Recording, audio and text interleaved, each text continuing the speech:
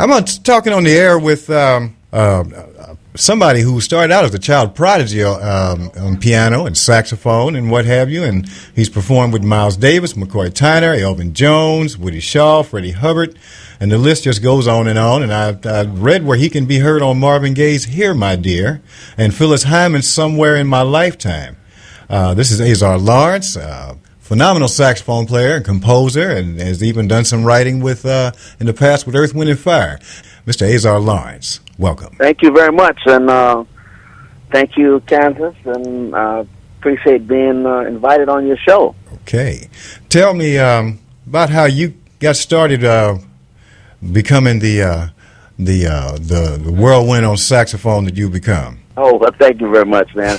My mother was a very gifted musician herself, pianist, and she started my brother and I out on violin and piano early. And 5 years old, actually, I was playing in the USC Junior Orchestra. University of Southern California had a program, and so violin was my first real instrument, although I played drums before that. But we owned the apartment building, and we were upstairs at that time, and we realized quickly they realized that the drums weren't going to work there. So that was my favorite instrument. And from there, I did the piano and then violin. And when I was about 8 years old, I think I heard my father's friends come by and sit around our pool and play the flute. And one day he bought an alto saxophone, and boy, when I heard that was it. I said, oh, that's what I want. And my father, who was a very great supporter, went out and got me one, and they had me with teachers, and of course I had to practice. My mother I can hear her voice now telling my friends that were asking, can he come out and play? Can Azar come out and play? And she was like, after he practices. So that was the kind of thing. And then, of course, I went to Dorsey High School. We had a great Dr. Simpson was our instructor, and we had a jazz program there that was very good. It was like a sister program to the same program Patrice Rush and Reggie Andrews had over within Dugu, and Patrice and Gerald Albright went through over at Locke High School. And we used to compete in the Battle of the Bands each year and stuff. And so we had a very good group at Dorsey High School. And so after that, I went on to, even in my last year of high school, I was with Horace Tapscott, who was a venue for a lot of the young, gave a lot of us youngsters a chance to be with seasoned musicians like Arthur Blythe and Horace himself. And from there, man, Benny Golson's son, Reggie Golson, who was passed, so was a very good, was my closest friend and at the time, and I used to be around the Golsons up at their house all the time. So Reggie, schooled me via his large collection of albums, and Benny Golson used to talk to me and tell me things, and I observed, and he's still a very good friend and very influential in terms of helping me throughout the business and what have you. And so from there, just, started going. In fact, through the Golsons, I met Elvin Jones, who took me out of L.A. on the jazz circuit. Because before that, I had done some things briefly with Frank Zappa, Eric Burton when he formed War, and Charles Wright, who we were with the Watts 103rd Street Band. The Express Yourself. So not meaning to cut you off, but you really just mentioned some things here, some connections that really show there's only 6 degrees of separation between us all, and how small the musicians' world community really is. Because when you mentioned, and I'm gonna go backwards. You mentioned Charles Wright, and of course James Gatson from Kansas City played in that band. That's right. Gatson from down there, from Kansas. He's from Kansas City, Missouri. Yes. Yeah, Kansas City, Missouri. He's a very good friend of mine. I saw him a couple of months ago. He's doing well, and he's in fact, I did an album using his studio that didn't never really see the light of day, called Shadow Dancing. Well, it just so happens he's been a guest here on the Tuesday Midday Medley, and and well respected here. Then before that, you mentioned Frank Zappa. Were you in the band with George Duke and No, I think I may have been maybe before then, but it was just for a short time. Okay. It was just recording. I'm trying to think of some of the guys I know. Alvin Taylor was his drummer. Mm-hmm. Mm-hmm. And yeah, man, because I was at the same time I was with Eric Burton when he formed War, and I was doing all this stuff at the same time right before I went out for about 6 months to a year. I was doing all of that, and then I went out on the road with Elvin Jones and lived with him for 2 years. Okay. I took Dave Liebman's place when he left and went with Miles. Okay. And then from Elvin, I went with McCoy for about 5 years, almost 6 years. And so, but in the then Miles offered me the job, and I ended up just recording with him. And you know, I was still trying to learn some stuff with McCoy, and so I figured that was probably my best. McCoy was basically my good day. I mean, I always dreamed of being, you know, just a harmonic thing, playing with him. Yeah, that's what I wanted to do, you know, from the very beginning. And before I went with Elvin, I had driven up to San Francisco to sit in with McCoy one time before that, and I got there and was so tired. I got in the hotel and asked them to wake me up with the wake-up call, and they didn't. So by the time they I woke up, it was like 11:30 and or 12:30 or something. It was late. And I got down there, I guess it was a Sunday, and I got down and they were packing up. And so after that, every time he would be in town in New York, Elvin, we'd be out of town. So I could never hook up with him. And then one time, just so happened, Alphonse came, we played at, Elvin, we played at the Vanguard with the Elvin Jones Jazz Machine. And then Alphonse Mouzon, who was the drummer with McCoy, came down and heard us and talked to me. He said, "Man, you should come in, sit in with us." And I was like, "Well, hey, I don't know, man. I don't think I'm gonna be here because we're supposed to go out of town next week." And then the job got canceled with Elvin, and so we were gonna be in town, and I came down, and the rest was history, you know. Yeah. Tell me, with that experience you had with Miles. Yeah, it was very interesting. I went down. First night, I went down to play with him at the Etc. in Washington D.C. just for a very short stint, and then they called me back to. He wanted me to go to Brazil with him, and I had committed myself to some things with McCoy. Mm-hmm. And I'm kind of like a loyalist, you know. If I commit to do stuff with you, and then I'm going to do it, you know. Yeah, yeah. So I told him, and so he told me he wanted to come down and record with him at Carnegie Hall. So I said, okay. And so I asked him about money. He said, "Don't worry, I got all the money you want." And he did pay me quite well, as a matter of fact. Yeah, it was very quite nice that day. Well, tell me. Go ahead. Yeah, he asked me to go to Brazil and stuff with him, and I told him I had some prior engagements that I had to work out because he said he wanted me to join the group. Okay. And so after that, I told him, well, maybe I'll work with you and McCoy. He said, well, I hope it works out for you. He wasn't really my kind of guy, you know. I don't know. I mean, he was a great guy, I guess, if you got to know him, but I'm sure he was. But I just didn't get a chance to get to really take the time. It seemed like a kind of, he had that boxer thing, and you know, I mean, it seemed like he'd like to intimidate people. I'm not the one, you know, I don't like that kind of environment. So, well, in talking with Carlos Santana, he said that he described the experience with Miles as Miles was a cross between God and Darth Vader.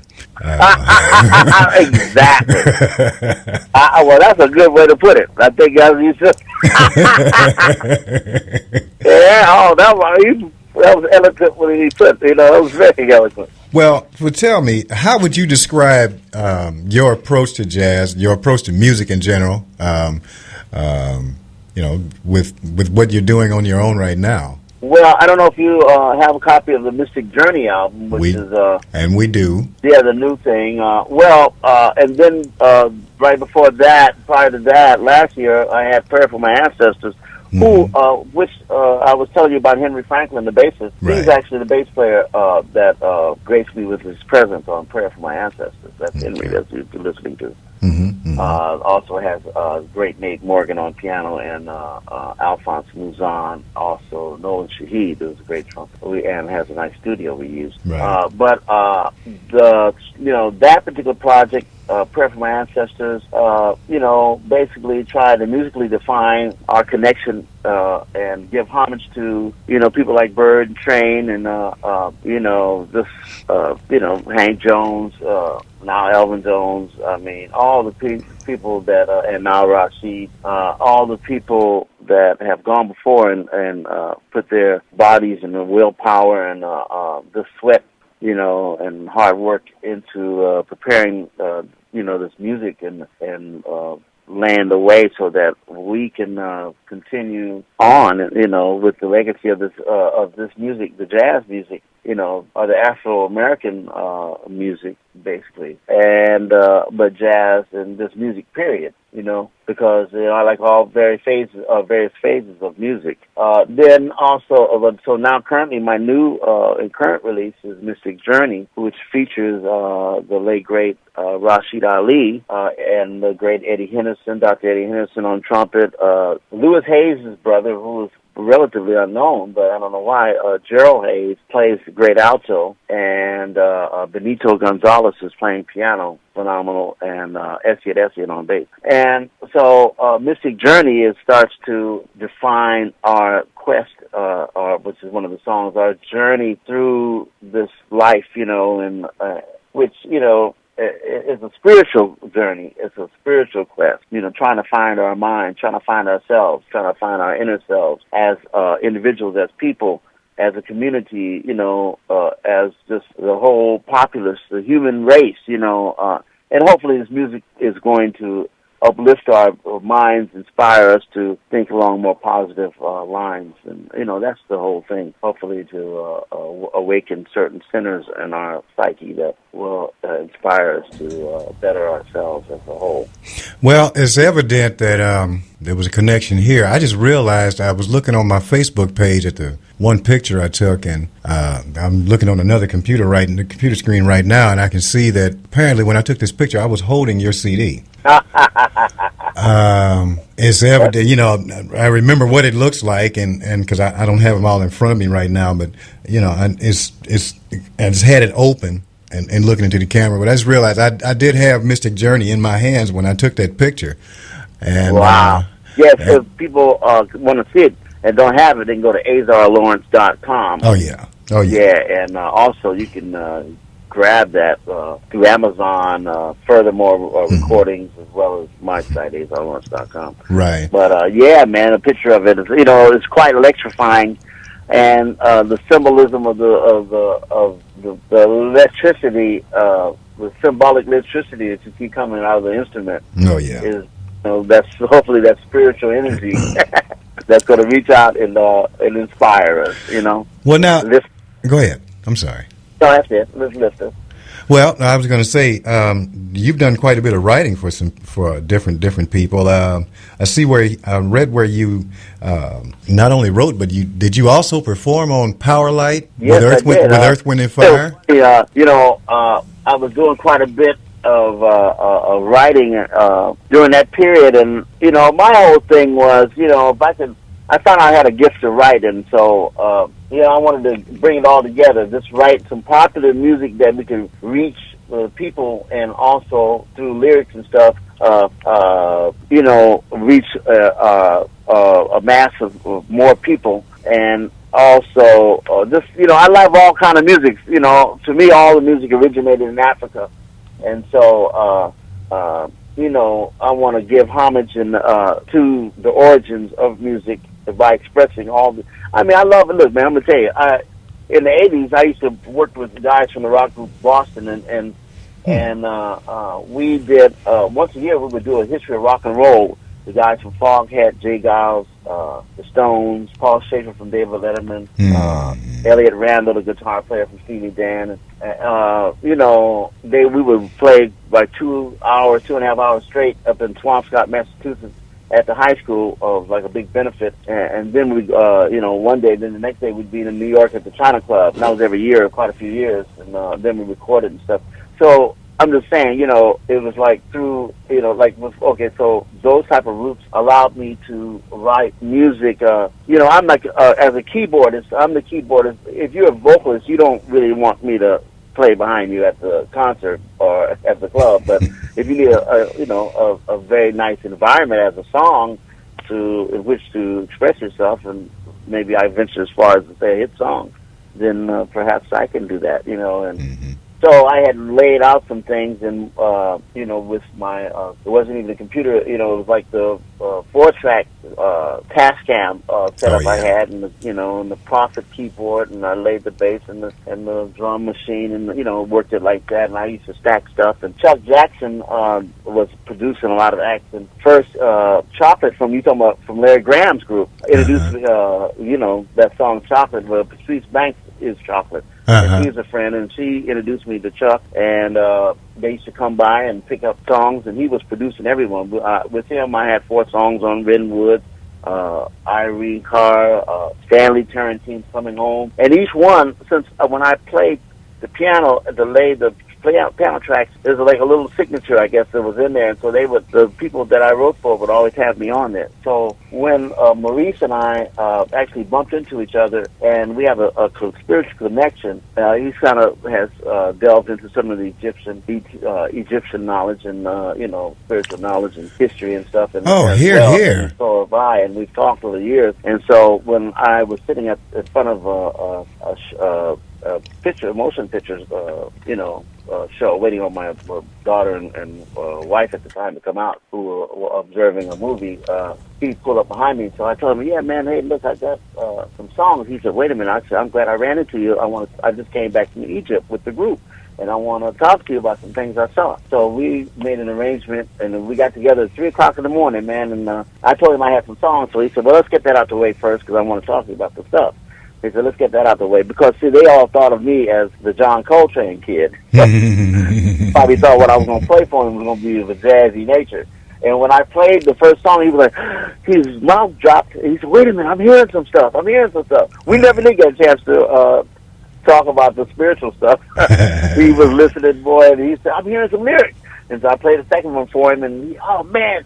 So he said, "Can I have these two?" I said, "Yeah." So, and then I told him I had another one. So the next day I called him on the phone and played it for him over the phone, and which is a rare thing, that you can play something like that for a high-powered individual over the phone. And he said, "Man, it was so beautiful." He said, "Man, can I please have that one?" I was like, "Man," before you could say the last word, I was on my way in the car, singing to him, So, at any rate, then I had written I had played the keyboard bass on my demos, but I had a guy named Greg Cook who was working with me, and so I had him play some bass on there too. So, and this was something that Verdine, was a part for Verdine.